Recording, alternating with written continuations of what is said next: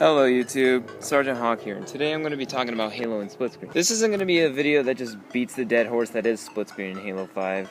I'm going to be explaining some ideas that I have that could possibly make split screen in Halo 5 possible. I'm very passionate about the topic of split screen in Halo.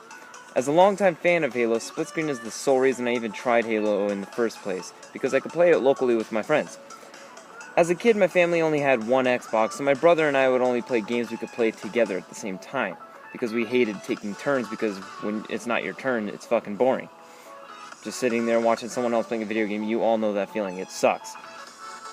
I had some of my favorite memories playing Halo on split screen. If it weren't for split screen, I probably would have never played Halo until, honestly, like Halo 4. 3 for 3, if you're listening, please add split screen to Halo 5.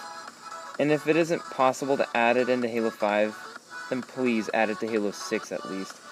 3 for 3, they removed split screen because they believed that they would rather have 60 FPS. They believed it was more important than split screen, though in my opinion it's the opposite.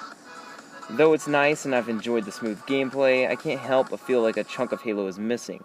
A lot of Call of Duty games have an option in their menu to either go to online multiplayer or local multiplayer.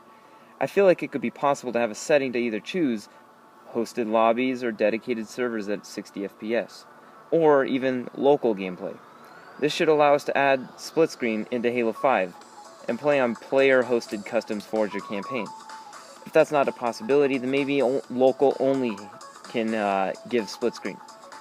Because when you load up Halo 5, you'll notice that everything's online except for solo campaign. You can't play customs, you can't play forge, you can't go into theater unless you're online.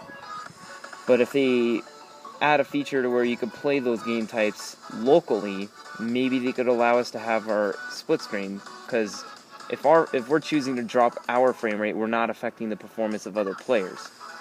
I feel like 3 for 3 believes we care about specs more than we honestly do.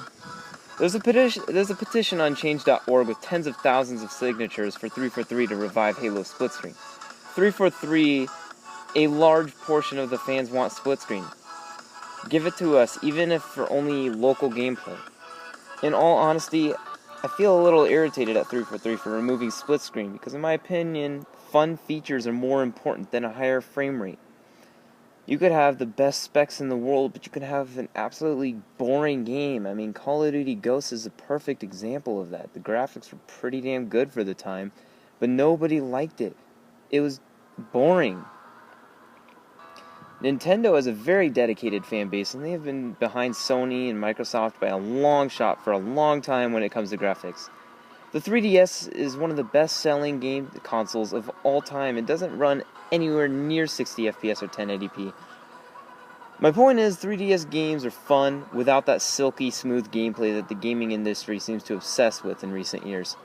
On top of that, the MCC had split screen and for the most part did run at 60 FPS after all the patches got put through. Sometimes it did dip as low as about 40 to 45 FPS, but that's still smoother than last generation. It's still playable, it's still fun. There are many more things that I wish 3 for 3 would bring back to Halo, such as like the Flood, Invasion, playable elites, and more. But honestly, I feel like split screen is the most important thing that 3 for 3 needs to bring back.